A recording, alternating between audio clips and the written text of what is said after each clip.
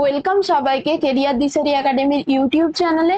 আজকে তাহলে আমরা খুবই গুরুত্বপূর্ণ চ্যাপ্টারের এমসিকিউ আলোচনা করব, যেটা হচ্ছে রিপ্রোডাক্টিভ হেলথ বা জননগত স্বাস্থ্য।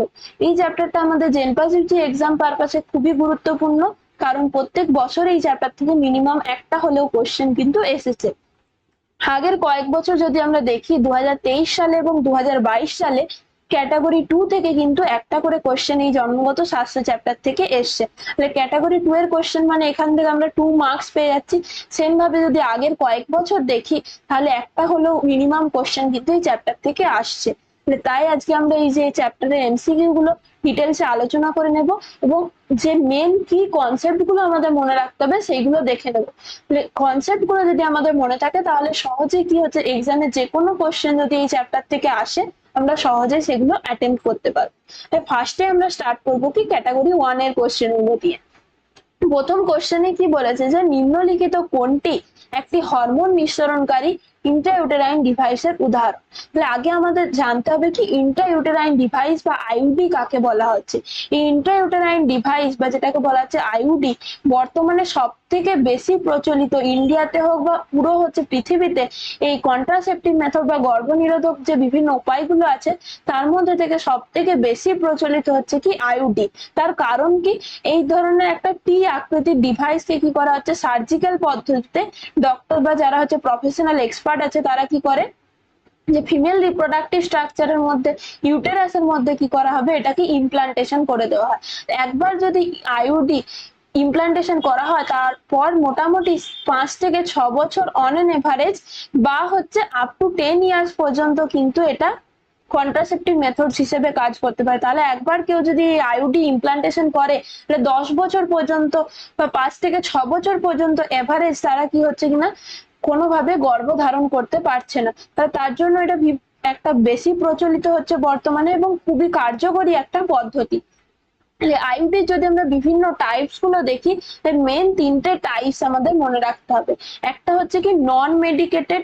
নন মেডিকেটেড মানে কি, এর মধ্যে কোনো কিছু হরমোন বা কোনো মেডিসিন এইগুলো ডিভাইসটার মধ্যে থাকছে না। এটা শুধুমাত্র কি করবে, ইউটেরাসের মধ্যে যখনই ইমপ্লান্টেশন করা হচ্ছে, স্পার্মের যে মোটিলিটিটাকে কমাচ্ছে, আর অনেক পরিমাণে কি করছে যে একটা ফাংশন হচ্ছে কি, যেটা হচ্ছে আমাদের স্পার্মের উপর কাজ করবে, স্পার্মের মোটিলিটি পাওয়ারটাকে কমাবে, স্পার্ম কাউন্ট কমাচ্ছে, মানে কি ফ্যাগোসাইটোসিস পদ্ধতিতে বিভিন্ন যে স্পার্ম যত পরিমাণে প্রবেশ করছে তাদের সংখ্যাটাকে কমিয়ে দিচ্ছে, ফ্যাগোসাইটোসিস এর মাধ্যমে সেল ডিস্ট্রাকশন করছে স্পার্ম গুলোকে। আরেকটা কি করবে, যে ইউটেরাসের মধ্যে কি হয়, যদি নিষেক সম্পাদিত হয়, তাহলে আমরা যদি ইউটেরাসের স্ট্রাকচার দেখি, তাহলে কি হচ্ছে এরকম নিচের রিজিয়নটা চলে আসছে আমাদের যে সার্ভাইকাল রিজিয়ন, আরেকটা হচ্ছে কি এদিক থেকে ফ্যালোপিয়ান টিউব আসছে। তাহলে এই যে এন্ডোমেট্রিয়াম যে লেয়ারটা, যেখানে নিষেক সম্পাদিত হওয়ার পরে ভ্রূণটা এসে যেখানে ইমপ্লান্টেশন হবে, সেখানকার যদি কেমিক্যাল স্ট্রাকচার বা এই লেয়ারটার মধ্যে যদি কিছু চেঞ্জ এনে দেয়, তাহলে যদি ভ্রূণটা তৈরিও হয় নিষেক সম্পাদনের পরে, ইউটেরাসে এসে কি হতে পারছে না, ইমপ্লান্টেশন হতে পারছে না। এইভাবেও কিন্তু এটা এই আইইউডি, বিভিন্ন যে আইইউডি গুলো আছে গর্ভ নিরোধনে হেল্প করছে। নন মেডিকেটেড এর উদাহরণ কি মনে রাখতে হবে, লিপেস লুপ, এটা হচ্ছে নন মেডিকেটেড আইইউডির একটা উদাহরণ। এরপরে হচ্ছে কি copper releasing. Copper releasing IUD গুলো হচ্ছে কি এই ইন্ট্রাইউটেরাইন ডিভাইস গুলো, এটা ধরলাম এরকম টি আকৃতির একটা কপার টি যদি প্রবেশ করানো হয়, তাহলে এটা কি করবে, কপার আয়ন রিলিজ করছে। তাহলে কপার আয়ন গুলো কি করছে, আমাদের যে স্পার্মের মোটিলিটি বা চলন ক্ষমতা যেটা বলা হচ্ছে, যে যখনই হচ্ছে ইনসেমিনেশনের মাধ্যমে ভেজাইনা দিয়ে সার্ভিক্স দিয়ে ইউটেরাসে প্রবেশ করছে, কপার রিলিজিং যে কপার আয়ন রিলিজের মাধ্যমে সেটা কি করছে, স্পার্মের মোটিলিটি পাওয়ারটাকে কমিয়ে দিচ্ছে। এছাড়াও কি দেখেছিলাম আমরা আগের ক্লাসে, যে ইউটেরাসের মধ্যে এবং ফ্যালোপিয়ান টিউবের মধ্যে স্পার্মের যে ক্যাপাসিটেশন পদ্ধতিটা হচ্ছিল, মানে কি স্পার্মটা যে ফার্টিলাইজিং ক্যাপাসিটিটা অর্জন করছিল, সেটাতেও কিন্তু এফেক্ট করবে এই আইইউডিস গুলো। কপার রিলিজিং এর উদাহরণ হয়ে যাচ্ছে কি, একটা হচ্ছে কপার টি, একটা হবে কি কপার 7, আর একটা হয়ে যাবে কি মাল্টিলোড 375। মাল্টিলোড 375 সেম ভাবে কিছু আছে যেগুলো হচ্ছে হরমোন রিলিজ করবে। হরমোনাল বা হরমোন রিলিজিং আইইউডি, যেটা আমাদের কোশ্চেনে জানতে চেয়েছে, এই হরমোন রিলিজিং আইইউডির দুটো উদাহরণ মনে রাখতে হবে। একটা হচ্ছে LNG-20 আর একটা হচ্ছে কি প্রজেস্টা 60। প্রজেস্টা স্যার, তো এই দুটো মেন হরমোন রিলিজিং এর মধ্যে উদাহরণ। তাহলে অপশন এখানে কোনটা কারেক্ট হচ্ছে? LNG-20, option C. তাহলে এই যে ইন্টার হরমোন রিলিজিং বলছি, তাহলে কি কোন হরমোন রিলিজ করে? এই যে ডিভাইস গুলো প্রজেস্টিন নামক একটা হরমোন রিলিজ করে। এই প্রজেস্টিনটা আর কিছুই না, এটা কৃত্রিম ভাবে বা synthetic form of progesterone hormone, যেটা আমাদের বডিতে নর্মালি হচ্ছে কি কর্পাস লুটিয়াম থেকে যে প্রজেস্টেরন হরমোন সিক্রেশন হয়, সেটারই হচ্ছে কৃত্রিম ভাবে সিনথেটিক ফর্ম হয়ে যাচ্ছে প্রজেস্টিন। এই যে প্রজেস্টিন হরমোন রিলিজ করছে যখনই এই যে কপারটি বা এই যে ইন্ট্রাইউটেরাইন ডিভাইস গুলো প্রবেশ করানো হচ্ছে, এটার থেকে কি হবে? এই প্রজেস্টিন হরমোনটা যখনই রিলিজ হবে, সেটা কি করছে? এই প্রজেস্টিন হরমোনটা এখানে যে একটা কাজ করবে কি, মেন যে ফাংশন গুলো আইওডি কিভাবে কাজ করে, একটা হচ্ছে ডিক্রিজ করছে স্পার্ম মোটিলিটি, যেটা মেন হচ্ছে কপার ডিলিজিং যে আইওডি গুলো আছে সেইগুলো কাজ করবে। স্পার্ম মোটিলিটি মেনলি কিসের মাধ্যমে? কপার আয়নের জন্য হচ্ছে। আরেকটা হবে কি, ফ্যাগোসাইটোসিস করছে। ফ্যাগোসাইটোসিস ফ্যাগোসাইটোসিস পদ্ধতিতে যে স্পার্ম সেল গুলো আছে সেগুলোকে মেরে দিচ্ছে। তাহলে যত স্পার্ম যদি প্রবেশ করছে ইনসেমিনেশনের মাধ্যমে, নর্মালি আমরা কি জানি মোটামুটি 40-60% স্পার্ম প্রয়োজন ইউটেরাসের পর, যাতে হচ্ছে সেটা নর্মালি ফার্টিলাইজেশন করতে পারে। তাহলে ফ্যাগোসাইটোসিস পদ্ধতিতে যদি স্পার্মের সংখ্যাটাই কমিয়ে দেয়, তাহলে সেটা কি করবে না, কখনোই ফার্টিলাইজেশন পদ্ধতিটাকে করতে পারছে না। তাহলে ফার্টিলাইজেশনে এফেক্ট করছে ফ্যাগোসাইটোসিসের মাধ্যমে। তাহলে যখনই স্পার্ম কাউন্ট কমে যাবে, তখনই কি করবে, যে আমাদের স্বাভাবিকভাবে ফার্টিলাইজেশন বা গর্ভধারণ কখনোই পসিবল হবে না একটা। আরেকটা হবে কি, যে ক্যাপাসিটেশন পদ্ধতিটাকে, স্পার্মের ক্যাপাসিটেশনকে বাধা দিবে। ক্যাপাসিটেশন পদ্ধতিটা আমরা কোথায় দেখেছিলাম? ইউটেরাসের মধ্যে হয়। তাহলে ইন্ট্রাইউটেরাইন ডিভাইস গুলো কি করবে? এই ক্যাপাসিটেশন পদ্ধতিটাকে হতে দেবে না। তার মানে কি, স্পার্ম গুলো ম্যাচিওর হতে পারছে না, স্পার্ম গুলোর যে ফার্টিলাইজিং ক্যাপাসিটি অর্জন করতে পারছে না, তার ফলেও হবে না। সেম ভাবে এটা হচ্ছে কি স্পার্ম রিলেটেড এই তিনটে ফাংশন। আরো কিভাবে কাজ করতে পারে? আরেকটা হয়ে যাবে কি, যে ইমপ্লান্টেশনের জন্য এই যে গর্ভস্থ যদি ফার্টিলাইজেশন ধরলাম হয়ে গেছে, তারপরে হচ্ছে কি ফার্টিলাইজেশন হওয়ার পরে ভ্রূণটা এসে কোথায় হবে? এই ইউটেরাসের মধ্যে ইমপ্লান্টেশন হওয়ার কথা, কিন্তু সেই ইমপ্লান্টেশনে কি করবে? বাধা দেবে। কিভাবে বাধা দেবে? এইখানকার এই যে ইউটেরাসের মধ্যে কেমিক্যাল চেঞ্জেস করে দিচ্ছে, বিভিন্ন যে হরমোন গুলো আছে, এইখানকার যে লেয়ারটা আছে এন্ডোমেট্রিয়াম সেল লেয়ারে এমন চেঞ্জ করে দিচ্ছে যাতে সেটা ইমপ্লান্টেশন কখনোই আনসুটেবল ফর ইমপ্লান্টেশন।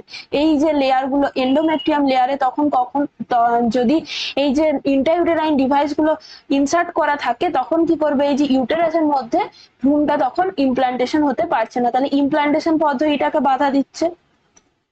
আরেকটা কি করতে পারে, যে কিছু কিছু আছে যেমন এই হরমোন রিলিজিং আইওডি গুলো মেনলি তারা কি করবে? এই যে সার্ভিক্স রিজনটা যেটা হচ্ছে লোয়ার পার্ট অফ ইউটেরাস, এখানে হচ্ছে মিউকাস প্লাগ ফর্মেশন করে দেয়। তাহলে এই জায়গাতে যদি মিউকাস প্লাগ ফর্মেশন করে দেয়, তার মানে কি এখান দিয়ে যদি ইনসেমিনেশনের মাধ্যমে ভেজাইনা দিয়ে যদি সিমেন বা স্পার্ম প্রবেশও করে, তাহলেও কি হচ্ছে এই মিউকাস প্লাগ এখানে এসে কি হচ্ছে? সেটা বাধা পাচ্ছে, সেটা ফার্দার কি হচ্ছে ইউটেরাসের মধ্যে দিয়ে বা ফ্যালোপিয়ান টিউবে যেতে পারছে না। তার ফলে হচ্ছে কি সেটা ফার্টিলাইজেশন করতে পারবে না। এই মিউকাস প্লাগ তৈরির মাধ্যমেও কিন্তু এই যে আইওডি গুলো কাজ করতে পারে। এই মিউকাস প্লাগ ফর্মেশন কিন্তু যে আমরা ওরাল কন্ট্রাসেপটিভ মেথডের যে ফাংশন আছে সেখানেও পাবো। বিভিন্ন যে ওরাল কন্ট্রাসেপটিভ মেথডস গুলো, ওরাল কন্ট্রাসেপটিভ পিল গুলো ইউজ করলে তারাও কিন্তু এই যে সার্ভিক্স রিজনে মিউকাস প্লাগ ফর্মেশন করে। তাহলে আরেকটা হচ্ছে কি মিউকাস প্লাগ ফর্মেশন। এইভাবে কিন্তু আইওডি গুলো কাজ করে। এরপরে আমরা দেখবো আরো কি কি কন্ট্রাসেপটিভ মেথডস আছে। তাহলে একটা মেইন পড়লাম কন্ট্রাসেপটিভ মেথডস মধ্যে হচ্ছে আইউডি। আরো যেগুলো আছে তার মধ্যে প্রথমে আসবে কিছু ন্যাচারাল মেথড আছে বা প্রাকৃতিক উপায়। তাহলে এক্ষেত্রে কি করা হবে? কোনো এই ধরনের ইন্ট্রাইউটেরাইন ডিভাইস বা যেগুলো আমরা বলছি ওরাল কন্ট্রাসেপটিভ পিল বা কোনো মেডিসিন ইউজ করা হচ্ছে না, এগুলো ন্যাচারাল পদ্ধতিতে। তার মধ্যে প্রথমেই আসবে কি, একটা হচ্ছে পিরিয়ডিক অ্যাবস্টিনেন্স। পিরিয়ডিক অ্যাবস্টিনেন্স। তাহলে পিরিয়ডিক অ্যাবস্টিনেন্স কাকে বলা হচ্ছে? টোটাল যদি আমরা মেনস্ট্রুয়াল সাইকেল দেখি 28 ডে যদি সাইকেল হয়, মিড অফ দ্য সাইকেলে আমরা দেখেছিলাম কি 14 ডেতে মোটামুটি ওভুলেশন হচ্ছিল, মানে সেকেন্ডারি ওসাইট রিলিজ হয়ে যাচ্ছিল এই টাইমে। তাহলে তার থেকে মোটামুটি 2-3 দিন আগে থেকে তার পরবর্তী 2-3 দিন পর্যন্ত, মানে 10th ডে থেকে মেনস্ট্রুয়াল সাইকেল শুরু হওয়ার 10তম দিন থেকে আমরা ধরতে পারি মোটামুটি 17 থেকে 18 এই এই যে পিরিয়ডটাকে বলা হয় হাই রিস্ক পিরিয়ড। এই টাইমে যদি নিষেক সম্পাদিত হতে পারে, কারণ কি এই টাইমে যদি ইন্টারকোর্স করা হয়, যেহেতু এখানে ওভুলেশন হচ্ছে, তাহলে সহজে এই টাইমে কিন্তু নিষেক সম্পাদিত হতে পারে এবং গর্ভধারণ সক্ষম। তাহলে এই টাইমে এই হাই রিস্ক পিরিয়ড বাদে যদি এই প্রথম মানে হচ্ছে মেনস্ট্রুয়াল সাইকেলের প্রথম 10 দিন এবং লাস্টের 10 দিন এই টাইমে যদি ইন্টারকোর্স করা হয়, তাহলে সেটাকে কি বলা হয়, সেফ পিরিয়ড বলা হয়। এই টাইমে গর্ভধারণের যে চান্সটা অনেক কম হয়। এই যে প্রসেসটা, এই প্রাকৃতিক পদ্ধতি, এই টাইমের মধ্যে যদি নিষেক সম্পাদিত না হয়, তাহলে কখনোই সে গর্ভধারণ করতে পারবে না। তার জন্য এই যে সেফ পিরিয়ডে ইন্টারকোর্স করা কিন্তু অনেকটাই আমাদের যে রিস্কটাকে, গর্ভধারণের চান্সটাকে অনেকটাই কমিয়ে দেয়। নেক্সট আরেকটা মেথড হয়ে যাচ্ছে কি, নেক্সট মেথড আমরা পড়বো যেটা হচ্ছে কয়টাস ইন্টারেপ্টাস। তাহলে কয়টাস ইন্টারেপ্টাস এটাতে কি করা হচ্ছে, ইন্টারেপ্টাস, তাহলে এক্ষেত্রে কি করা হবে, এখানে দুটো টার্ম আমাদের আগে জানতে হবে, একটা হচ্ছে ইজাকুলেশন আর একটা হচ্ছে ইনসেমিনেশন। তাহলে ইজাকুলেশনের মাধ্যমে কি হচ্ছে, যেটা মেল রিপ্রোডাক্টিভ ট্র্যাক্ট থেকে সিমেন্টটা যদি নির্গত হয়, সেই পদ্ধতিটাকে বলা হচ্ছে ইজাকুলেশন। ইজাকুলেশন সম্পন্ন হলেও যদি ইন্টারকোর্সের টাইমে সেটা ফিমেল রিপ্রোডাক্টিভ ট্র্যাক্টের মধ্যে মানে ভেজাইনা দিয়ে যদি সার্ভিক্স রিজনে ইউটেরাসের মধ্যে কোনোভাবে যদি স্পার্ম প্রবেশ না করে, ইনসেমিনেশন যদি না হয়, তাহলে সেক্ষেত্রে গর্ভধারণ হবে না। তাহলে এই যে পদ্ধতিটাকে, তাহলে ইন্টারকোর্সের টাইমে যদি ইজাকুলেশন হলেও সেটা ফিমেল রিপ্রোডাক্টিভ ট্র্যাক্টের মধ্যে যদি প্রবেশ না করে, সেই পদ্ধতিটাকে বলা হচ্ছে কয়টাস ইন্টারেপ্টাস। নেক্সট পদ্ধতি হয়ে যাচ্ছে কি lactational amenorrhoea. Lactational amenorrhoea, amenorrhoea, তাহলে এই টাইমে কি হবে, যদি গর্ভধারণের পরে যখন হচ্ছে চাইল্ড ডেলিভারি হয়ে গেল, তার থেকে মোটামুটি 6 মান্থস পর্যন্ত এই টাইম পিরিয়ডটাতে কি হচ্ছে, আমাদের মেনস্ট্রুয়াল সাইকেল কিন্তু বন্ধ থাকে। তাহলে পুরো হচ্ছে যে এই 6 মান্থস পর্যন্ত মোটামুটি ধরা হয় যে চাইল্ড ডেলিভারির পর থেকে 6 মান্থ পর্যন্ত যখন সেটা বাচ্চাটা যখন ব্রেস্ট ফিড করছে, সেই টাইমে কিন্তু এই যে 6 মান্থস পর্যন্ত এই টাইমে যদি ইন্টারকোর্স করা হয়, তাহলে গর্ভধারণের চান্স কিন্তু অনেক কম থাকে। তাহলে এই তিনটা ন্যাচারাল মেথড মনে রাখতে হবে।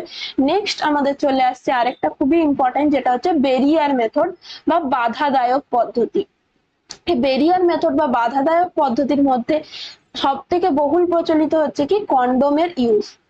এই কন্ডোম যেটা পুরুষদের ক্ষেত্রে ইউজ করা হয়, এটা কি করছে, আমাদের বাধাদায়ক পদ্ধতি মানে কি, এটা যে স্পার্ম এবং ওভামের যে মিলনটাকে বাধা দিচ্ছে, কোনো না কোনো ভাবে রিপ্রোডাক্টিভ ট্র্যাক্টের মধ্যে এই বাধাটাকে ক্রিয়েট করছে। তাহলে কন্ডোম এগুলো হচ্ছে কি ল্যাটেক্স বা রাবার মেটেরিয়াল দিয়ে তৈরি, ল্যাটেক্স ও রাবার মেটেরিয়াল দিয়ে তৈরি। তাহলে এটা কি করবে, যদি কন্ডোম ইউজ করা হয়, তাহলে কি হচ্ছে যে স্পার্মটা কখনোই আমাদের ফিমেল রিপ্রোডাক্টিভ ট্র্যাক্টের মধ্যে প্রবেশ করতে পারছে না। সেম ভাবে আরো ইউজ হচ্ছে, একটা হচ্ছে কি ফেমিডোম ইউজ করা। ফেমিডোম গুলো কারা ইউজ করে, মহিলাদের ক্ষেত্রে। এটা এই যে সার্ভিক্স রিজিয়নটাকে, আমাদের এক্সটার্নাল জেনিটালিয়ার পার্ট হচ্ছে কি ভেজাইনা, তাহলে এইখানে যদি এই ফেমিডোম ইউজ করা হয়, তাহলে এটা মহিলাদের ক্ষেত্রে যে বেরিয়ার মেথড হিসেবে কি কি থাকছে, একটা হচ্ছে ফেমিডোম, একটা হচ্ছে ডায়াফ্রাম বলা হয়, ডায়াফ্রাম, আরেকটা হয়ে যাচ্ছে ভল্ট এবং সার্ভাইকাল ক্যাপ। এই সমস্ত গুলোই কি হচ্ছে মহিলাদের ক্ষেত্রে ইউজ করা হয় বাধাদায়ক পদ্ধতি হিসেবে, সার্ভাইকাল ক্যাপ। তাহলে এইগুলো সমস্তই কি হচ্ছে, যে ভেজাইনা বা এই তিনটে কোথায় ইউজ করা হচ্ছে, সার্ভিক্স রিজনে ইউজ করা হচ্ছে। তাহলে এটা কি করবে, এই যে মেথড গুলো ইউজ করলে সেটা কি করছে, আমাদের যে স্পার্মটা কখনোই আমাদের ইউটেরাস পর্যন্ত পৌঁছাতে পারছে না, এই জায়গাতে যদি বাধা দিয়ে দেওয়া হয়, তাহলে সেটা কি করছে, যে গর্ভনিরোধনে সক্ষম হচ্ছে। তাহলে এই যে চারটে মেথড আমাদের মনে রাখতে হবে। বেরিয়ার মেথডের মধ্যে সব থেকে বহুল প্রচলিত যেটা হচ্ছে কন্ডোম ইউজ করা হয় বর্তমানে, এবং এই যে ডায়াফ্রাম, ভল্ট এবং সার্ভাইকাল ক্যাপ, এই তিনটে কিন্তু রিইউজেবল। আর কন্ডোম, ফেমিডোম এগুলো কিন্তু রিইউজেবল নয়, এই তিনটে হচ্ছে রিইউজেবল। নেক্সট আরেকটা মেথড হয়ে যাবে কি, আমরা আইইউডি পড়েছি, এরপরে আসছে আমাদের oral contraceptive pill. Oral contraceptive pill, oral contraceptive pill বা যেগুলোকে বলা হয় শর্টে ওসিপি। এর মেন যদি টাইপ দেখা হয় তাহলে এগুলো কি দিয়ে তৈরি, মেন যে এটার কেমিক্যাল কম্পাউন্ড যদি দেখা হয় ইস্ট্রোজেন এবং প্রজেস্টেরন। ইস্ট্রোজেন এবং প্রজেস্টেরন, কিছু ক্ষেত্রে হচ্ছে যেগুলো কম্বাইন্ড পিল বলা হয় সেখানে ইস্ট্রোজেন এবং প্রজেস্টেরন দুটোই থাকছে, কিছু ক্ষেত্রে অনলি ইস্ট্রোজেন পিল এবং অনলি প্রজেস্টেরন পিলও পাওয়া যায়। তাহলে একটা হচ্ছে প্রজেস্টেরন, এই দুটো মেন হচ্ছে হরমোন বা কম্পাউন্ড, কেমিক্যাল কম্পাউন্ড কিন্তু ওসিপি তে ইউজ করা হয়। Estrogen plus progesterone combined pills এর ক্ষেত্রে পাবো আমরা, আর শুধু অনলি ইস্ট্রোজেন পিলও পাওয়া যায় এবং অনলি প্রজেস্টেরন পিল। এইগুলো কি হচ্ছে 21 ডেজ এর একটা কোর্স হয়, মানে কি মেনস্ট্রুয়াল সাইকেল স্টার্ট হওয়ার থেকে 21 দিন পর্যন্ত, মানে ব্লিডিং পিরিয়ড, ব্লিডিং ফেজটা শেষ হলো সেখান থেকে স্টার্ট হচ্ছে, মানে কি প্রথম যে 5 দিন ধরলাম আমরা ব্লিডিং পিরিয়ড ছিল সেইটা বাদ দিয়ে সেখান থেকে 21 দিন আমাদের এই কোর্সটা চলবে ওসিপির। 21 ডেজ পর্যন্ত চললো, আবার 7 দিন এখানে গ্যাপ চলছে, মানে কি 7 দিন 21 দিন ইউজ করার পর 7 দিন 7 ডেজ টোটাল যদি আমরা দেখি যে 28 ডেজ যদি টোটাল মেনস্ট্রুয়াল সাইকেল হয় তাহলে এই পিরিয়ডটাতে চলে আসছে কি আমাদের ব্লিডিং ফেজটা, মানে 21 ডেজ ব্লিডিং ফেজ স্টার্ট শেষ হলো, তারপরে 21 ডেজ চললো যে ওসিপি কোর্সটা, তারপরে আবার 7 দিন বন্ধ থাকছে যেখানে আমাদের যে ব্লিডিং পিরিয়ডটা চলে আসছে, আবার তারপরে আবার 21 ডেজ চলবে। এইভাবে এই পিলগুলো কিন্তু খাওয়া হয়। এছাড়াও কিছু আছে যেগুলো হচ্ছে আমাদের যে এমার্জেন্সি পিল বলা হয়। এই এমার্জেন্সি পিল গুলো হচ্ছে কি 20 একবার ইন্টারকোর্স হয়ে গেছে তারপরে কন্ট্রাসেপটিভ মেথড হিসেবে কাজ করা, মোটামুটি 72 আওয়ার্স এর মধ্যে যদি ইমার্জেন্সি পিল গুলো নেওয়া হয় তাহলে সেটা কাজ করে। 72 আওয়ার্স পর্যন্ত কিন্তু এই এমার্জেন্সি পিল গুলো কার্যকরী হয়। এই দুটো জিনিস মনে রাখতে হবে। আরেকটা হচ্ছে কি আমরা এখানে আরেকটা জিনিস পড়তে হবে সেটা হচ্ছে ইমপ্লান্টস বলা হয়। ইমপ্লান্টস কাকে বলা হচ্ছে, ইমপ্লান্টস গুলো আর কিছুই না, এর যে কম্পাউন্ড, কেমিক্যাল কম্পাউন্ড সেগুলো হচ্ছে কি ইস্ট্রোজেন প্রজেস্টেরন, এগুলো হচ্ছে আন্ডার স্কিনের তলায় বা আমাদের যে ত্বকে নিচে ওগুলোকে ইমপ্লান্টেশন করে দেওয়া হচ্ছে প্রজেস্টেরন এবং ইস্ট্রোজেন দিয়ে তৈরি। ইমপ্লান্টস গুলোকে একবার যদি ইমপ্লান্টেশন করা হয় তার থেকে অনেক দিন পর্যন্ত এটা হচ্ছে কি লো ডোজে ইস্ট্রোজেন প্রজেস্টেরন বডিতে সাপ্লাই দিচ্ছে এবং সেটা হচ্ছে কি আমাদের কন্ট্রাসেপটিভ মেথড হিসেবে কাজ করে। তাহলে এই 3-4টে জিনিস আমাদের এখানে মনে রাখতে হবে। তাহলে আর এই কন্ডোমের একটা মেন মনে রাখতে হবে ব্র্যান্ড হচ্ছে কি নিরোধ। এই নিরোধ ব্র্যান্ডের কন্ডম কিন্তু বহুল প্রচলিত। নেক্সট তাহলে এইগুলো আমরা হয়ে গেল। এরপরে আমরা এই যে মেথড গুলো এতক্ষণ পড়লাম সেগুলো হচ্ছে কি টেম্পোরারি মেথড হিসেবে কাজ করে, কিছুদিন পর্যন্ত আমাদের যে গর্ভধারণ পদ্ধতিটাকে বাধা দিতে পারে, কিন্তু পার্মানেন্ট সলিউশন না। পার্মানেন্ট বা টেম্পোরারি নয়, যেগুলো হচ্ছে পার্মানেন্ট সলিউশন হবে কি স্টেরিলিটি বা বন্ধ্যাত্বকরণের জন্য, সেটা হচ্ছে কি দুটো, একটা হচ্ছে টিউবেক্টমি আর একটা হয়ে যাচ্ছে ভ্যাসেক্টমি। একবার যদি এই যে পার্মানেন্ট মেথড গুলো ইউজ করা হয় তাহলে কখনোই সেটা আবার ফিরে কখনোই সেই মহিলাটা বা পুরুষটা গর্ভধারণে সক্ষম হবে না, এটা ইরিভার্সিবল মেথড। তাহলে এই টিউবেক্টমির ক্ষেত্রে কি করা হয় যে ফ্যালোপিয়ান নালী বা ফ্যালোপিয়ান টিউবের ক্ষুদ্র অংশ, তাহলে এই যে পার্টটা এটা দেখলাম হবে ফ্যালোপিয়ান টিউব, এর কি করা হচ্ছে এই মাঝের এই পার্টটাকে এরকম করে কি করা হচ্ছে এই মাঝের পার্টটাকে কেটে দেওয়া হচ্ছে, ক্ষুদ্র অংশটা কেটে এইখানটাকে লাইগেট করে দেওয়া হয় দুটো দিকে সেম ভাবে, যে বোথ সাইডে ফ্যালোপিয়ান টিউবে কি করা হয় একটা ক্ষুদ্র অংশকে কেটে অপসারিত করে সেটাকে লাইগেট করে দেওয়া হচ্ছে। তার ফলে কি হবে সেকেন্ডারি উসাইড রিলিজ হলো বা যদি ইন্টারকোর্স করা হয় স্পার্ম যদি প্রবেশও করে তাহলেও কিন্তু কখনোই ফার্টিলাইজেশন হতে পারবে না। তাহলে এটা হচ্ছে পার্মানেন্ট বন্ধ্যাত্বকরণ বা স্টেরিলাইজেশন মেথড হিসেবে কাজ করে।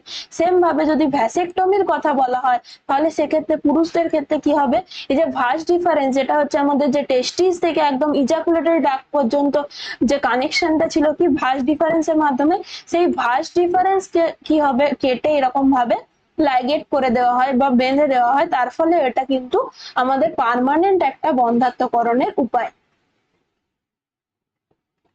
ভাস ডিফারেন্স নেক্সট তাহলে কোশ্চেনে কি বলেছে যে বৃদ্ধিরত গর্ভস্থ ভ্রূণের নিম্নলিখিত কোনটি অ্যামনিওসেন্টেসিসের মাধ্যমে নির্ধারণ করা যায় না। এই যে অ্যামনিওসেন্টেসিস বলা হচ্ছে এটা একটা পরীক্ষা। এটা কি করা হচ্ছে, এই যে গর্ভস্থ ভ্রূণটা যে বেড়ে উঠছে ধরলাম ইউটেরাসের মধ্যে, তার বাইরে চারিদিকে হচ্ছে কি অ্যামনিওটিক স্যাকের মধ্যে একটা ফ্লুইড থাকে, ইয়েলোইশ ফ্লুইড থাকছে অ্যামনিওটিক স্যাকের মধ্যে। তাহলে এই অ্যামনিওটিক স্যাকের মধ্যে যে অ্যামনিওটিক ফ্লুইডটা থাকে সেটাকে কি করা হচ্ছে ইনজেকশনের মাধ্যমে সেটাকে কালেক্ট করা হয় এবং ল্যাবরেটরিতে সেটাকে যদি টেস্ট করা হয় আমরা বিভিন্ন সেখান থেকে রেজাল্ট গুলো পেতে পারি। তাহলে ভ্রূণটার মধ্যে যদি কোনো জেনেটিক্যাল ডিসঅর্ডার থাকে সেটা কিন্তু এই অ্যামনিওসেন্টেসিসের মাধ্যমে জানা যায়। তাছাড়াও হচ্ছে কি যে গর্ভস্থ ভ্রূণের লিঙ্গ ধারণ সম্ভব, কারণ কি অ্যামনিওসেন্টেসিসটাকে যদি আমরা অ্যানালাইজ করি, অ্যামনিওটিক ফ্লুইডটা যেটা আছে সেই অ্যামনিওটিক ফ্লুইডটাকে যদি আমরা ল্যাবরেটরিতে রিসার্চ মানে টেস্ট করা হয় তাহলে সেখান থেকে আমরা কি করতে পারি যে ভ্রূণটার ক্যারিওটাইপ কি সেটা জানতে পারি। মানে কি সেটা এক্স এক্স না সেটা এক্স ওয়াই, তার যে লিঙ্গ নির্ধারণ আমরা কিন্তু এখান থেকে করতে পারি। তাই এটাকে কি হচ্ছে এই অ্যামনিওসেন্টেসিস পদ্ধতিটা কিন্তু ভ্রূণ বা লিঙ্গ নির্ধারণের জন্য লিগাল নয়, ইল্লিগাল করে দেওয়া হয়েছে। এই যে অ্যামনিওসেন্টেসিস পদ্ধতি যদি কেউ ব্যবহার করে লিঙ্গ নির্ধারণের জন্য সেটা কিন্তু কমপ্লিটলি লিগালি ব্যান্ড করা হয়েছে। এই যে অ্যামনিওসেন্টেসিস পদ্ধতির মাধ্যমে আমরা কি কি করতে পারি, ডাউন সিনড্রোম যেহেতু যে কোনো জেনেটিক্যাল ডিসঅর্ডার, ডাউন সিনড্রোম হোক, থ্যালাসেমিয়া হোক, সিকেল সেল অ্যানিমিয়া হোক, ক্লাইনফিল্টার সিনড্রোম, যে কোনো জেনেটিক ডিসঅর্ডার থাকলে সেইগুলোকে কিন্তু নির্ধারণ করতে পারি। এছাড়াও গর্ভস্থ ভ্রূণের লিঙ্গ নির্ধারণ সম্ভব কিন্তু সেটা লিগ্যাল নয়। আগে যখন হচ্ছে কি অ্যামনিওসেন্টেসিসের মাধ্যমে লিঙ্গ নির্ধারণের মাধ্যমে প্রচুর হচ্ছে যে কন্যা ভ্রূণ হত্যা করা হয়েছে, তাই এটাকে হচ্ছে কি বর্তমানে যে লিগ্যালি ব্যান্ড করে দেওয়া হয়েছে, কিন্তু এখনো দেখা যায় যে এটার ইউজ কিন্তু কোনো কোনো জায়গায় হয়ে থাকে। কিন্তু এই যে এটা মেন ইউজ কোথায়, আমরা যদি ভ্রূণটার মধ্যে কোনো যে জেনেটিক্যাল ডিসঅর্ডার আছে কিনা সেটা আগের থেকে আমরা গর্ভাবস্থা চলাকালীন কিন্তু আমরা জেনে নিতে পারি, এটা হচ্ছে এটার একটা অ্যাডভান্টেজ অ্যামনিওসেন্টেসিস। কখনো জন্ডিস আছে কিনা সেটা আমরা অ্যামনিওসেন্টেসিস মাধ্যমে নির্ধারণ করতে পারি না।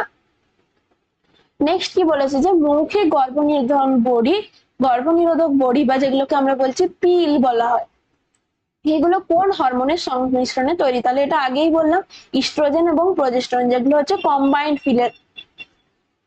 তাহলে নেক্সট কি বলেছে যে টেস্ট টিউব বেবি কর্মসূচিতে নিম্নলিখিত কোন কৌশলটি ব্যবহার করা হয়।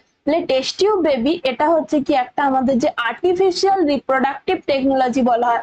কোনো যদি মহিলা এবং পুরুষ তারা স্বাভাবিকভাবে গর্ভ ধারণে সক্ষম না হয় তাহলে সেক্ষেত্রে এই ধরনের যে আর্টিফিশিয়াল রিপ্রোডাক্টিভ টেকনোলজি এগুলোর ইউজ কিন্তু বর্তমানে অনেক বেশি পরিমাণে বেড়ে গেছে। ART যেগুলোকে বলা হয় আর্টিফিশিয়াল রিপ্রোডাক্টিভ টেকনোলজির একটা মেন আমাদের যে কি বলবো যেখানে প্রয়োগ সেটা হচ্ছে IVF, ইন ভিট্রো ফার্টিলাইজেশন, বা যেটাকে বলা হচ্ছে test tube baby.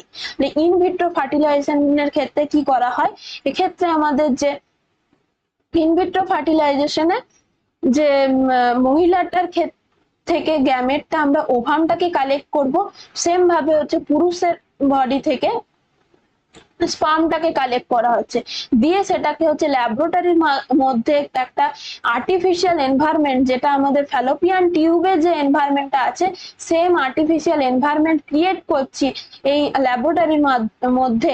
Laboratory test বলা চলবে না, যে একটা এনভায়রনমেন্ট ক্রিয়েট করা হচ্ছে টেস্ট টিউবের মধ্যে, যে ডোনারের থেকে একজন ফিমেল ডোনারের থেকে ওভাম কালেক্ট করলাম এবং যে মেল ডোনারের থেকে স্পার্ম কালেক্ট করে সেটাকে আমরা কি করব আর্টিফিশিয়াল ভাবে ফার্টিলাইজেশনের মাধ্যমে জাইগোট তৈরি করা হচ্ছে ল্যাবরেটরির মধ্যে। সেই জাইগোটটাকে এবারে আমরা কি করব ফ্যালোপিয়ান টিউবের মধ্যে বা ইউটেরাসের মধ্যে ট্রান্সফার করব। যখনই এটা জাইগোট তৈরি হয়ে গেল সেই জাইগোটটাকে আমরা ডিরেক্টলি করতে পারি ফ্যালোপিয়ান টিউবে ট্রান্সফার করতে পারি, বা জাইগোটটা থেকে কি হবে এরপরে মাইটোসিস ডিভিশনের মাধ্যমে ক্লিভেজ ফর্মেশন, আমরা আগে ক্লাসেই পড়েছিলাম যে ক্লিভেজ ফর্মেশনের মাধ্যমে যদি 8 ব্লাস্টোমিয়ার সেল স্টেজ পর্যন্ত থাকে, 8 ব্লাস্টোমিয়ার সেল সেটা জাইগোটটাকেও আমরা ডিরেক্টলি ফ্যালোপিয়ান টিউবে ট্রান্সফার করতে পারি, বা আপ টু 8 ব্লাস্টোমিয়ার সেল স্টেজ পর্যন্ত কিন্তু কোথায় করতে পারি আমরা এই যে জেডআইএফটি করতে পারি, মানে কি zygote intrafallopian transfer up to 8 blastomeres পর্যন্ত। তাহলে এক্ষেত্রে মেনলি আমাদের কি করি আমরা জাইগোট ইন্ট্রাফ্যালোপিয়ান ট্রান্সফার। কিন্তু যদি 8 ব্লাস্টম ইয়ারের চেয়ে বেশি হয়ে যায়, মানে কি 16 ব্লাস্টম ইয়ার হবে, 8 ব্লাস্টম ইয়ারের চেয়ে বেশি যদি সেল স্টেজে হয়, তাহলে সেটাকে ডিরেক্টলি কি করব, ইউটেরাসের মধ্যে ট্রান্সফার করা হয়, ইন্ট্রা ইউটেরাইন ট্রান্সফার বলা হয়। তাহলে এই দুটো মেথড মেনলি আমাদের যে টেস্ট টিউব বেবির ক্ষেত্রে বা আইভিএফ এর ক্ষেত্রে ইউজ করা হয়। একটা হচ্ছে কি, তাহলে এই দুটোই হচ্ছে কি মডুলার সেল স্টেজ আমরা দেখেছিলাম কি 16 ব্লাস্টম ইয়ার পর্যন্ত ছিল। তাহলে 16 সেল স্টেজে যখনই চলে যাচ্ছে সেটা কোথায় আমাদের ইমপ্লান্টেশন করতে হবে, ইউটেরাসের মধ্যে। তাহলে তখন সেটাকে আমরা ডিরেক্টলি করছি কি ইউটেরাসে ট্রান্সফার করছি। কিন্তু আপ টু 8 জাইগোট থেকে 8 ব্লাস্টম ইয়ার সেল স্টেজ পর্যন্ত কোথায় করতে পারি, জাইগোটটাকে ফ্যালোপিয়ান টিউবে ট্রান্সফার করে দিচ্ছে দিয়ে নরমালি। তাহলে এটা কখন আইভিএফটা ইউজ করা হচ্ছে, যখন সে এই যে মহিলাটা স্বাভাবিক সে গর্ভধারণ করতে পারে, কিন্তু এই যে ওভাম এবং স্পার্মটা কোনোভাবে হচ্ছে কি ধরলাম যে স্পার্মের মোটিলিটি পাওয়ার কম আছে, তার জন্য সেটা ফার্টিলাইজেশন করতে পারছে না ফ্যালোপিয়ান টিউব পর্যন্ত গিয়ে, সেক্ষেত্রে আমাদের এই যে বিভিন্ন আইভিএফ মেথড ইউজ করা হচ্ছে, যাতে আমরা একটা আর্টিফিশিয়াল ভাবে জাইগোটটাকে তৈরি করে সেটাই আবার আমরা হচ্ছে মহিলাটার ক্ষেত্রে ইউটেরাসের মধ্যে বা ফ্যালোপিয়ান টিউবে ট্রান্সফার করে দিচ্ছি। নেক্সট কি বলেছে যে আইভিএফ একটি জননগত রিপ্রোডাক্টিভ যেটা হচ্ছে জননগত প্রযুক্তি সহায়ক। তাহলে এটার ক্ষেত্রে আমরা দেখলাম কি ফ্যালোপিয়ান নালীতে আমরা জাইগোটে ট্রান্সফার করছিলাম, আর যদি 16 ব্লাস্টম ইয়ার সেল স্টেজে যাচ্ছে তাহলে সেটা ফ্যালোপিয়ান টিউবে নয়, সেটা কোথায় করছি আমরা, ইউটেরাসের মধ্যে করছি।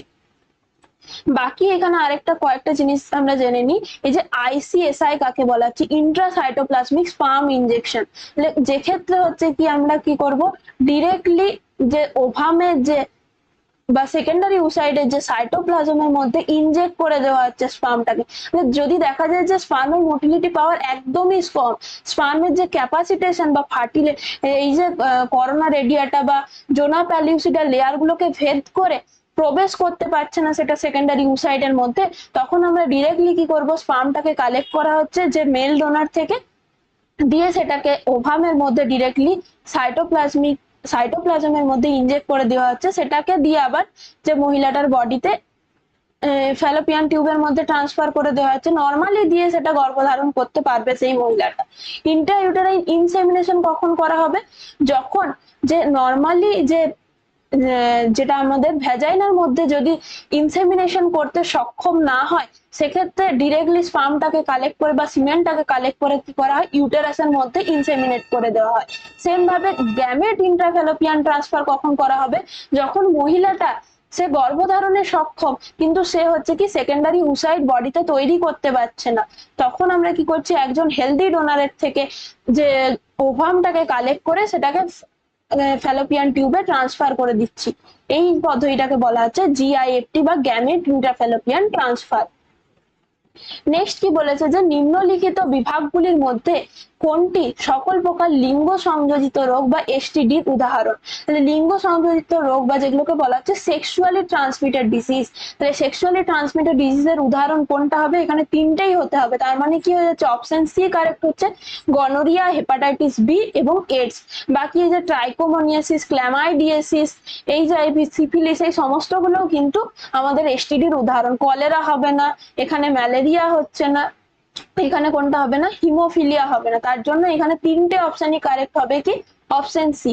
তাহলে এই গনোরিয়া হচ্ছে কি নেসেরেরিয়া গনোরির জন্য হয়, হেপাটাইটিস বি হচ্ছে হেপাটাইটিস বি ভাইরাসের আক্রমণের জন্য হচ্ছে, এডসটা হচ্ছে এইচআইভি ইনফেকশনের জন্য। এই সমস্তগুলোই আমাদের যে আনপ্রোটেক্টেড সেক্সের মাধ্যমে বা সেক্সুয়াল অ্যাক্টিভিটির মাধ্যমে যদি এই জন্য বলা হয় কি এসটিডি প্রিভেনশনের জন্য, সেক্সুয়াল ট্রান্সমিটেড ডিজিজ প্রিভেনশনের জন্য যে সেক্সুয়াল অ্যাওয়ারনেস আমাদের সমাজের মধ্যে বাড়ানো অনেক জরুরি। এছাড়াও বিভিন্ন যে কন্ডোমের ইউজ যদি করা হয় তাহলে কিন্তু এই এসটিডির চান্সটাকে অনেক পরিমাণে কমানো যায়। মানে যেমন কিছু আছে আমাদের কিন্তু ট্রিটমেন্টের মাধ্যমে যদি আর্লি ডায়াগনোসিস করা যায় তাহলে সেগুলো আবার আমাদের পুরোপুরি নিরাময় সম্ভব। কিন্তু যে এডস, হেপাটাইটিস বি বা যেটাকে আরেকটা হচ্ছে জেনিটাল হারপিস, এটাও কিন্তু খুবই ভয়ানক। এইগুলো একবার যদি আক্রমণ হয়, এসটিডিতে কেউ যদি আক্রমণ মানে কারোর বডিতে যদি এইগুলো আক্রমণ হয় তাহলে তারা কি হচ্ছে না, কখনোই সেটা ইরিভার্সিবল নয়, যতই ট্রিটমেন্ট হোক এগুলো কখনোই সারানো সম্ভব নয়। নেক্সট কি বলেছে যে মেডিকেল টার্মিনেশন অফ প্রেগনেন্সি, গর্ভাবস্থা থেকে কত সপ্তাহ পর্যন্ত নিরাপদ। তাহলে মেডিকেল টার্মিনেশন অফ প্রেগনেন্সি যেটাকে বলা হচ্ছে সেটা হচ্ছে কি আমাদের বডিতে যে যদি কোনো গর্ভস্থ ভ্রূণটার মধ্যে ওই যে অ্যামনিওসেন্টেসিস আমরা পদ্ধতিটা করলাম, অ্যামনিওসেন্টেসিসের মাধ্যমে যদি দেখলাম যে ভ্রূণটার মধ্যে কোনো জেনেটিক্যাল ডিসঅর্ডার আছে, সে ভ্রূণটা যদি জন্মগ্রহণ করে তাহলে তার বাঁচার চান্স অনেক কম। সেই সমস্ত ক্ষেত্রে কিন্তু এমটিপি যেটা মেডিকেল টার্মিনেশন অফ প্রেগনেন্সি আমাদের লিগাল, সেক্ষেত্রে করা যায়। আপ টু 12 উইকস পর্যন্ত বা ফার্স্ট ট্রাইমেস্টার যেটাকে বলা হচ্ছে, ফার্স্ট ট্রাইমেস্টার পর্যন্ত কিন্তু যেটা মেডিকেল টার্মিনেশন অফ প্রেগনেন্সি বা এটাকে সহজ কথায় কি বলা হয়, অ্যাবর্শন বলা হয়, এই অ্যাবর্শন কিন্তু আমাদের লিগ্যাল। কিন্তু সমস্ত ক্ষেত্রে নয়, এটাকে অপব্যবহার করে কিন্তু প্রচুর ভ্রূণ হত্যা করা হয়।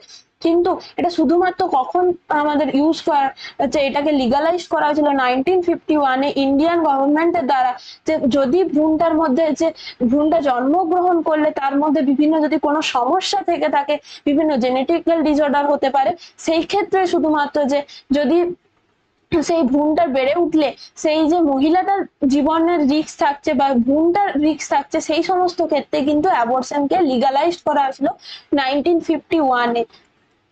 নেক্সট কি বলেছে যে গ্যামেট ইন্ট্রাফ্যালোপিয়ান ট্রান্সফার, তাহলে জিআইএফটি আগেই বললাম কখন, যখন হচ্ছে যে সমস্ত মহিলারা ডিম্বাণু উৎপাদন করতে পারছে না তাদের ক্ষেত্রে কি করা হবে, হেলদি ডোনার থেকে একজন মহিলা যে ওভাম তৈরি করতে পারছে তার কাছ থেকে কি করা হচ্ছে, হেলদি ডোনারের কাছ থেকে আমরা ওভামটাকে কালেক্ট করছি, দিয়ে সেটা যে মহিলাটা আমাদের ডিম্বাণু উৎপাদন করতে পারছে না তার ফ্যালোপিয়ান টিউবে ট্রান্সফার করে দিচ্ছি। এই যে আর্টিফিশিয়াল রিপ্রোডাক্টিভ টেকনোলজিটাকে বলা হয় জিআইএফটি। নেক্সট কি বলেছে যে তামা মুক্তকারী অন্তর্জরায়ু ব্যবস্থাপনা, যেটা হচ্ছে আইউডি নির্গত আয়নিত তামা, সেটা কি করবে আমাদের যে স্পার্মের মোটিলিটি পাওয়ারটাকে মেইনলি এফেক্ট করে, কোথায়, স্পার্মের মোটিলিটি পাওয়ারটাতে।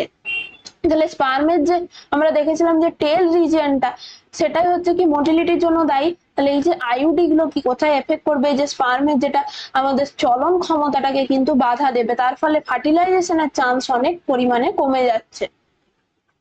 নেক্সট কি বলেছে যে বিশ্ব এইডস দিবস কবে পালিত হয়, বিশ্ব এইডস দিবস হচ্ছে কি 1 ডিসেম্বর পালিত হয়। এই যে এইডস এর জন্য, এইডসটা হচ্ছে কি অ্যাকুয়ার্ড ইমিউনোডেফিসিয়েন্সি সিনড্রোম, এটা ট্রিটমেন্ট আজ পর্যন্ত কিন্তু এখনো আবিষ্কার হয় না। এই একবার যদি কেউ এটাতে আক্রান্ত হয় তার সারা জীবনেও সে কিন্তু কোনো ট্রিটমেন্ট নেই এর।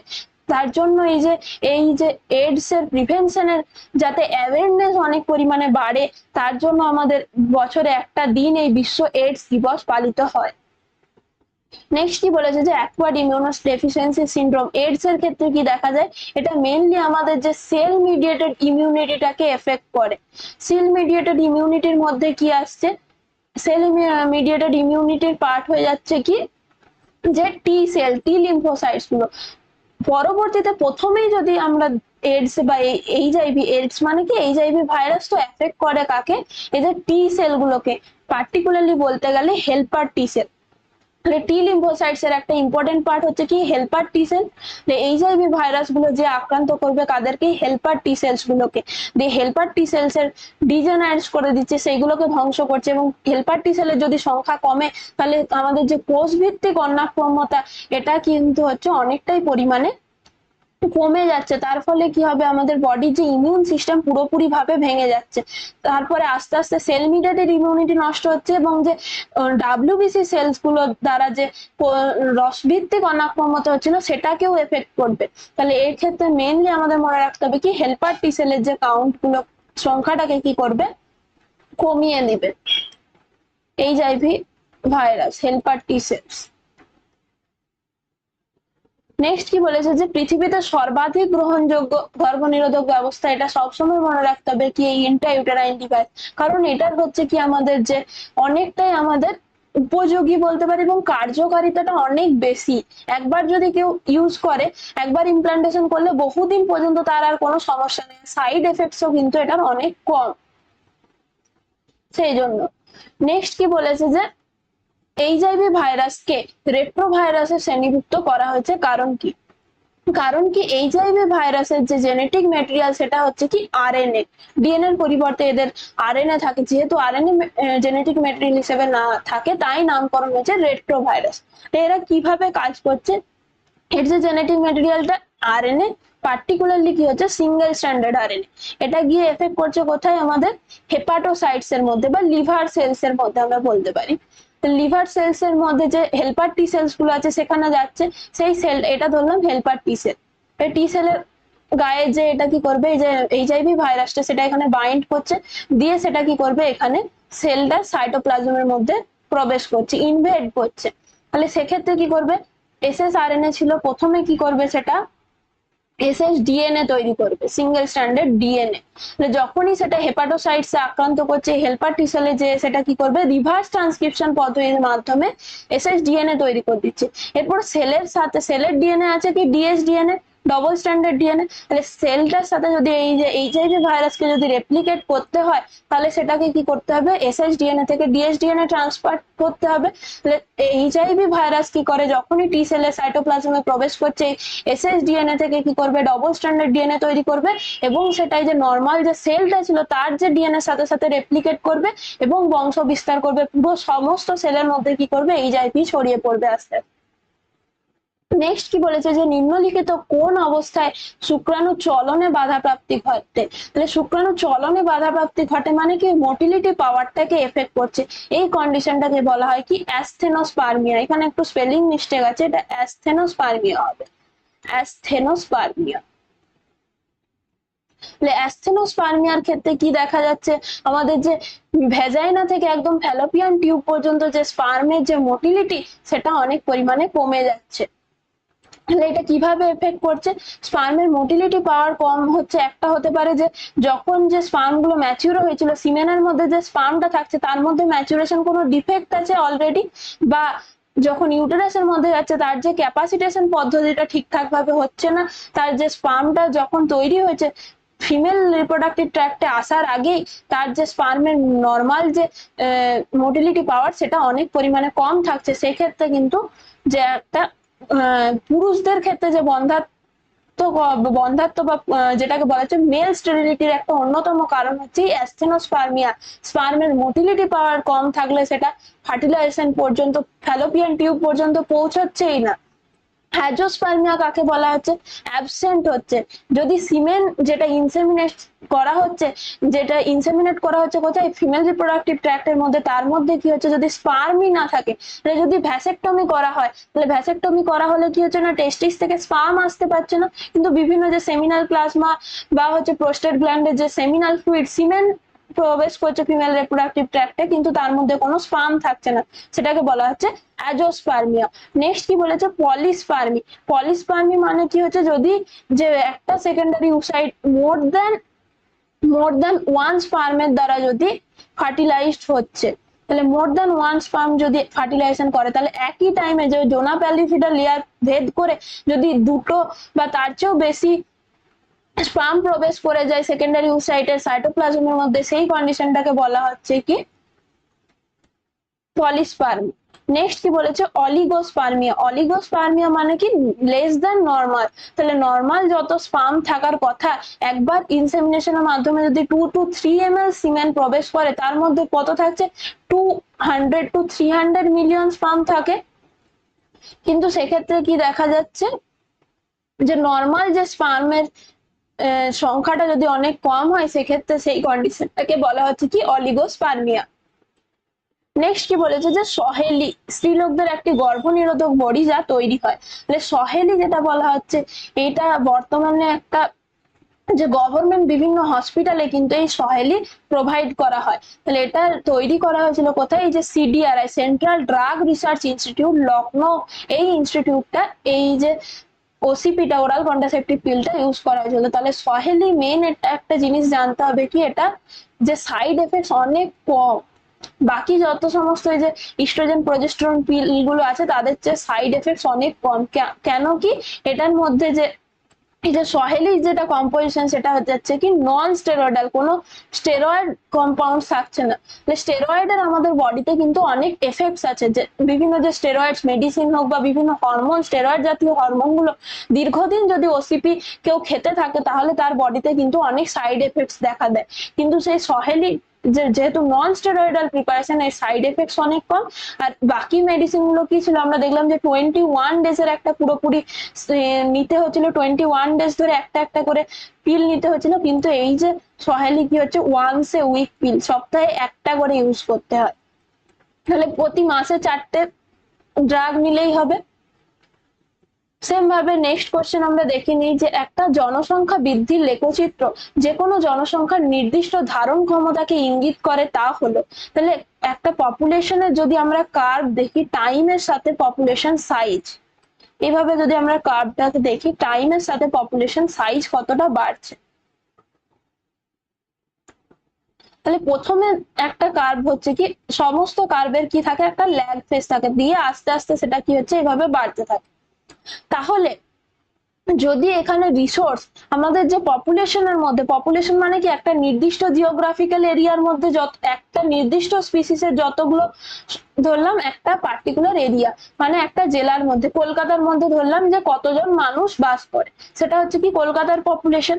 তাহলে কলকাতাতে যদি আমরা দেখি যে নির্দিষ্ট তার যে রিসোর্স গুলো লিমিটেড থাকবে, যদি সেই রিসোর্স গুলো লিমিটেড না থাকতো, মানে কি যত মানুষ আছে খাবার দাবার থাকার জায়গা কোনো কিছু যদি অভাব না থাকতো, তাহলে কি হচ্ছে পপুলেশন বাড়তেই থাকতো, এরকম কখনো এটা হচ্ছে কি লিমিট হতো না। তাহলে এইরকম তখন আকৃতিটা কি হতো, যে আকৃতি হতো।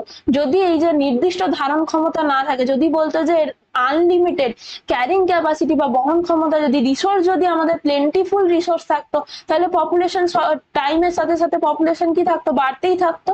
কিন্তু এখানে একটা নির্দিষ্ট ধারণ ক্ষমতা বলে দিয়েছে, মানে কি এই একটা নির্দিষ্ট রিসোর্স আছে, যে খাবারের যে আমাদের কি বলবো বাজারে যে চাহিদা বা খাবারের যে সাপ্লাই সেটা একটা লিমিটেড আছে, বাসস্থান সমস্ত লিমিটেড। এই সমস্ত ফ্যাক্টরস গুলোকে দেখে যদি আমাদের টাইমের সাথে সাথে কার্ভ দেখতে হয়, পপুলেশন একটা টাইম পর্যন্ত আস্তে আস্তে এই যে ল্যাগ ফেজে পরে লগারিদম বা এক্সপোনেনশিয়াল ফেজে, যতক্ষণ হচ্ছে কিনা এই যে রিসোর্স গুলো মানুষ খাদ্য বস্ত্র বাসস্থান যে মেন বেসিক নিডস গুলো যতক্ষণ ফুলফিল হবে, ততক্ষণ কি হচ্ছে পপুলেশন গ্রোথটা বাড়তে থাকবে। একটা টাইমের পর যখন সেটা স্ট্যাগনেন্ট হয়ে যাচ্ছে, যখন সেটা নির্দিষ্ট তার রিসোর্স যখন আর শেষ হয়ে আসছে, এই রিসোর্সের পরে আর সেটা সেই যে পপুলেশনটা তখন গ্রোথ হবে না, স্ট্যাগনেন্ট হয়ে যাচ্ছে, তখন কি হবে এইরকম একটা আকৃতির, এইখানে পপুলেশন গ্রোথটা হচ্ছে কি এখানে একটা লিমিটে পৌঁছে যাচ্ছে, তখন সেই আকৃতিটা কি হয়ে যাবে এস অক্ষরের মতো। তাহলে যদি একটা পপুলেশনে রিসোর্সটা লিমিটেড হয়, তখন তার পপুলেশন গ্রোথের যে কার্ভটা কি হবে এস অক্ষরের মতো। এই জন্য যে ইন্ডিয়ার পপুলেশন কি হতো, যে প্রচুর পরিমাণে ইন্ডিয়ার পপুলেশন বাড়ছিল, তার জন্য কি যে ইন্ডিয়া সরকার প্রথম হচ্ছে কি ইন্ডিয়ান যে গভর্নমেন্ট 1951-এ একটা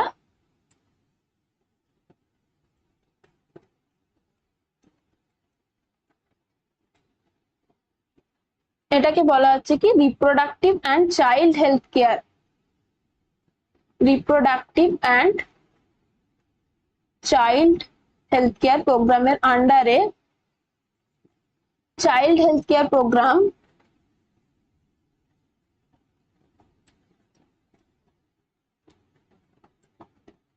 এর আন্ডারে কি করেছিল,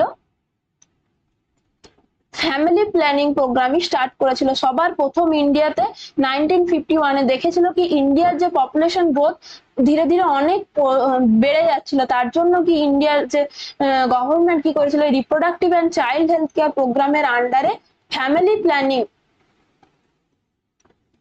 প্ল্যানিং প্রোগ্রাম স্টার্ট করেছিল 1951 সালে, ফ্যামিলি প্ল্যানিং।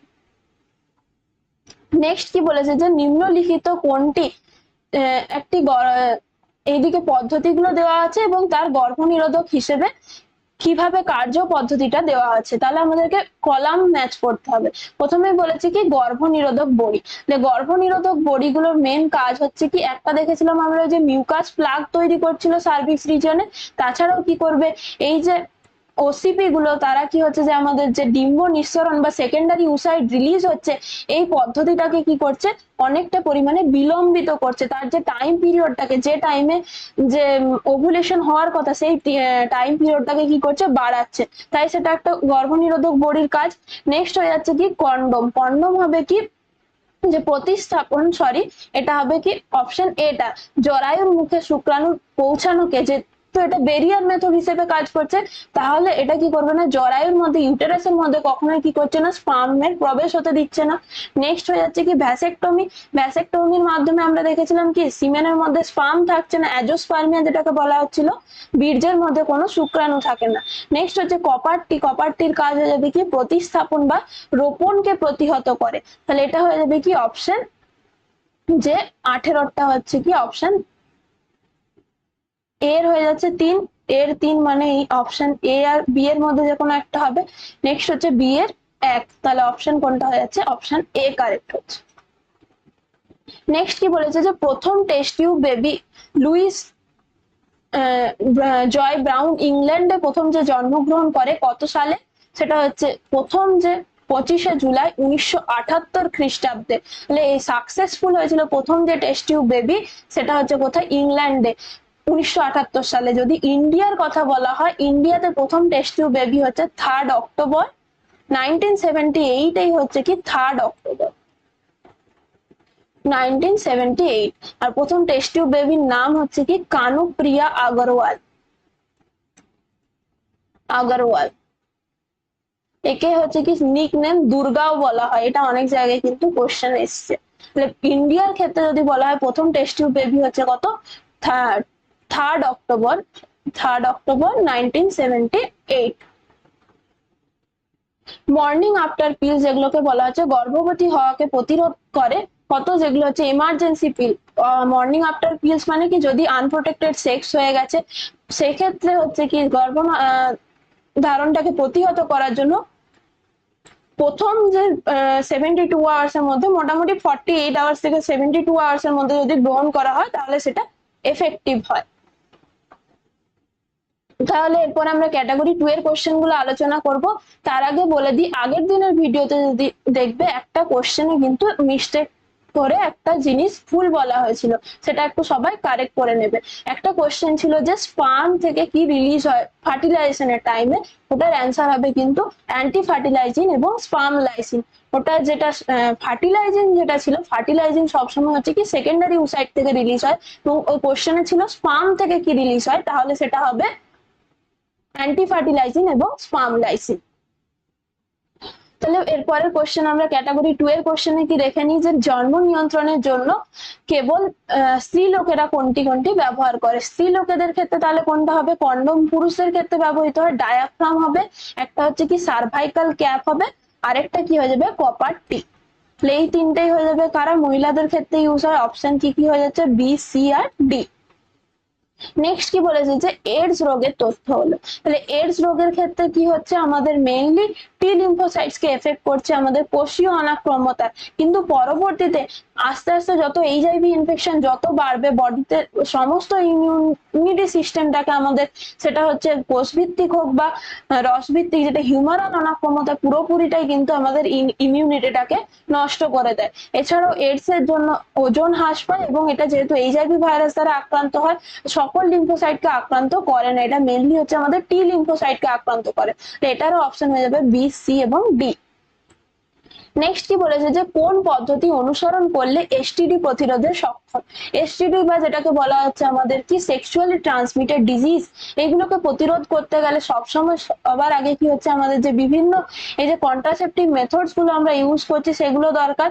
তার মধ্যে সব থেকে বেশি পরিমাণে যে এসটিডি প্রতিরোধের জন্য কি কন্ডোম ইউজ করা হয়, কারণ কি কন্ডোমটা ইজিলি অ্যাভেলেবেল, এবং এটাকে সহজেই হচ্ছে কি যে কোনো মানুষ এটাকে ইউজ করতে পারে। তাহলে এই কন্ডোমের প্রচার যত হচ্ছে, কন্ডোমের ইউজ যত বাড়ছে, তত কি হচ্ছে কি এসটিডিটাকে প্রতিরোধ করা সম্ভব। এছাড়া আমাদের সোসাইটির মধ্যে যে সেক্সুয়াল অ্যাওয়ারনেস অনেক ল্যাক, করে, তার জন্য আমাদের যত সোশ্যাল অ্যাওয়ারনেস এবং এই সেক্সুয়াল অ্যাওয়ারনেস যত বাড়বে, বিভিন্ন যে এসটিডির চান্সটা কিন্তু আস্তে আস্তে কমবে। এছাড়াও হচ্ছে কি, যে সেক্সুয়াল অ্যাওয়ারনেস বা এর যে যৌন শিক্ষার প্রসার বৃদ্ধি করতে হবে। তাহলে অপশন কি কি হবে? এ, বি এবং ডি। নেক্সট কি বলেছে, যে পুরুষ বন্ধ্যাত্বকরণের কারণ হবে। পুরুষ বন্ধ্যাত্বকরণ শুধুমাত্র যে মহিলারাই সবসময় হচ্ছে যে স্টেরিলিটির জন্য দায়ী তা নয়। অনেক ক্ষেত্রে দেখা গেছে এই যে গর্ভধারণ করতে যারা সক্ষম হচ্ছে না, সেক্ষেত্রে কিন্তু দায়ী কিন্তু অনেক সময় পুরুষরাও হচ্ছে। কারণ কি? একটা কারণ হতে পারে যে অ্যাজোস্পার্মিয়ার জন্য হতে পারে, অ্যাজোস্পার্মিয়া, অ্যাসথেনোস্পার্মিয়া দুটোই কারণ হতে পারে। যদি স্পার্মের মধ্যে দেখা যাচ্ছে যে সিমেনের মধ্যে স্পার্মই নেই, কোনো কারণে যদি আমাদের দেখা যায় যে টেস্টিস থেকে স্পার্ম তৈরি হচ্ছে না, তাহলে সেই সমস্ত ক্ষেত্রে দেখা যেতে পারে। আরেকটা হচ্ছে কি, যে শুক্র রসের মধ্যে বা সিমেনের মধ্যে যদি কোনো অ্যান্টি স্পার্ম পদার্থ থাকে, তাহলে তারা কি করবে, যে স্পার্ম গুলোকে ফ্যাগোসাইটোসিস পদ্ধতিতে মেরে ফেলবে। স্পার্ম গুলো যদি নষ্ট হয়ে যায়, তাহলে সেটা ফার্টিলাইজেশন করতে পারছে না, এইটা একটা হবে। এছাড়াও কি হবে, যে এফএসএইচ এর যদি কম ক্ষরণ হয়, কারণ কি এফএসএইচ হরমোনটা ডিরেক্টলি আমাদের কোথায় এফেক্ট করছিল? সাটলি সেলস গুলোর উপর কাজ করছিল। এই সাটলি সেলটা যে স্পার্মের ম্যাচুরেশনের জন্য একটা গুরুত্বপূর্ণ পার্ট, তাহলে এই যে সাটলি সেলগুলোতে যদি এটা না কাজ করতে পারে, তাহলে সেক্ষেত্রে কি দেখা যাবে, যে এফএসএইচ এর কম ক্ষরণের ক্ষেত্রে এফএসএইচ যদি ঠিকমতো ভাবে কাজ করতে না পারে, তাহলে সাটলি সেলের যে ফাংশনটা ঠিকমতো হবে না। সেক্ষেত্রে স্পার্ম গুলো, ইম্যাচিওর স্পার্ম সেল কিন্তু সিমেনের মধ্যে চলে আসে, সেক্ষেত্রেও কিন্তু ফার্টিলাইজেশনের চান্স বা গর্ভধারণের চান্স কিন্তু কম থাকছে। নেক্সট কি বলেছে, যে ওরাল পিলের ক্ষেত্রে কোন তথ্যগুলি সঠিক? ওরাল পিল গুলো কি হচ্ছে, যে ডিম্বাশয়ে পরোক্ষভাবে ডিম্বাণু ক্ষরণটাকে প্রতিরোধ করে, এবং যে মেনস্ট্রুয়াল সাইকেল হচ্ছে কিন্তু আমাদের যে সেকেন্ডারি উসাইড রিলিজ হচ্ছে না, ওভুলেশনের পিরিয়ডটাকে বাড়িয়ে দিচ্ছে, ওভুলেশন হতে দিচ্ছে না, সেটা একটা কাজ। আরেকটা হবে কি, পিটুইটারি থেকে জিটিএইচ যে গোনাডোট্রপিন হরমোন গুলো, মানে কি এলএইচ এবং এফএসএইচ, এই হরমোন ক্ষরণটাকে বাধা দিচ্ছে। তাহলে এফএসএইচ আর এলএইচ যদি না কাজ করে, এলএইচ এফএসএইচ এটা আমাদের কি মেনস্ট্রুয়াল সাইকেলটাকে পুরোপুরি কন্ট্রোল করেছিল। এলএইচ হরমোন যদি স্পাইক না দেখা যায়, বেশি পরিমাণে বডিতে সিক্রেট না হয়, তাহলে ওভুলেশন হচ্ছে না। এই দুটোই ওরাল পিল যদি কেউ মানে কনসিভ করে, তাহলে সেক্ষেত্রে কি হবে, ওরাল পিল খেলে এই যে দুটো ভাবে কিন্তু সেগুলো কাজ করছে। তাহলে অপশন কি কি হবে? সি এবং ডি। আশা করছি এই চ্যাপ্টারের কোশ্চেন গুলো তোমাদের সবাইকার ক্লিয়ার হয়ে গেছে। পরবর্তী ভিডিওতে আমরা আরো ইম্পর্টেন্ট চ্যাপ্টার গুলোর এমসিকিউ নিয়ে আলোচনা করব। যদি এই কোশ্চেন গুলো তোমাদের হেল্পফুল হয়ে থাকে, অবশ্যই কমেন্ট সেকশনে জানাবে, এবং যারা এখনো আমাদের চ্যানেলকে সাবস্ক্রাইব করোনি, আমাদের চ্যানেলকে সাবস্ক্রাইব করে আমাদের সাথে যুক্ত হয়ে যাও। ইম্পর্টেন্ট চ্যাপ্টারের সব কোশ্চেন গুলো নিয়ে এক্সামের আগে পর্যন্ত আলোচনা করব, এবং তোমাদের বায়োলজির যে জেনপাসির বায়োলজি কোশ্চেনে 25-এ 25 যাতে পেতে পারো, তার জন্য কিন্তু আমরা তোমাদেরকে লাস্ট দিন পর্যন্ত হেল্প করে যাব। থ্যাংক ইউ সবাইকে।